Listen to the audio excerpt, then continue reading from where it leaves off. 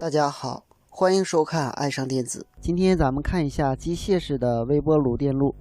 微波炉的种类很多，有机械式的、电脑版的，还有变频的，但是功能都是利用磁控管产生 2.4G 的微波进行加热的。为了防止某种原因微波炉过流，它采用了 6.3 安的熔断器。为了防止炉内过温，它采用了热熔断器，是120度的，还有这个限温器是95度的。当然，当炉内温度超过95摄氏度时，限温器先跳开。当限温器损坏的时候，我们的过热熔断器就会断开。为了防止门关不严、微波泄漏，微波炉采用了门线开关。这个门帘开关呢，它是有3个的，有2个呢是接在我们220伏进入的通路里。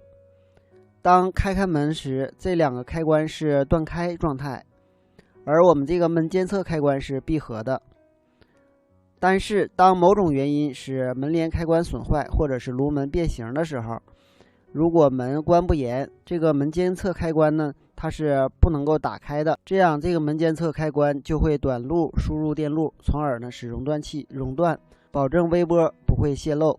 为了控制加热时长，它采用了定时器。为了控制加热的功率，它采用了功率开关。这个功率开关是时断时续的，是间歇断开、间歇加热的，与洗衣机的定时开关基本相同。为了能够看到食物加热的情况，它内部安装了炉灯。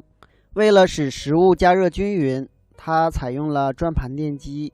为了使内部散热，它采用了风扇电机。为了使磁控管发出微波，它采用了高压变压器。这个高压变压器呢是隔离的，然后呢还采用了高压电容和高压二极管。这就是机械式微波炉的基本构造了。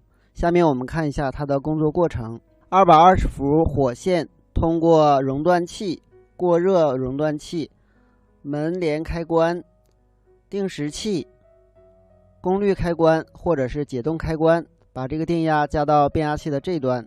另外呢，定时器这端直接就把电压加到炉灯、转盘电机和风扇电机上。零线这一端呢是通过限温器、门帘开关直接加到定时器电机的这端，这时定时器电机是倒计时的。另外，炉灯会点亮，转盘电机会旋转，风扇电机会旋转，给整机散热。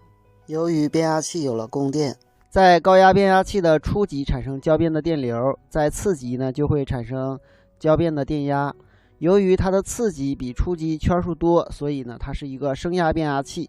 高压电容和高压二极管与变压器配合产生高压，这一路变压器的次级绕组产生约 6.3 伏左右的电压，给磁控管的灯丝供电，使灯丝加热。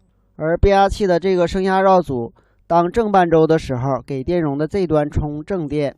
变压器的这端与高压二极管的负极同时接在外壳上，所以通过高压二极管给电容的这端充负电。当上端为负电压，下端为正电压的时候，这个正电压加在微波炉的外壳上，这端的负电压与这个电容刚才充得的电压叠加以后，这端的负压会升高2倍，加在我们这个磁控管的灯丝上，内部的阴极就会发射电子束，从而产生微波。这个微波的频率是 2.4 赫兹，用来加热食物。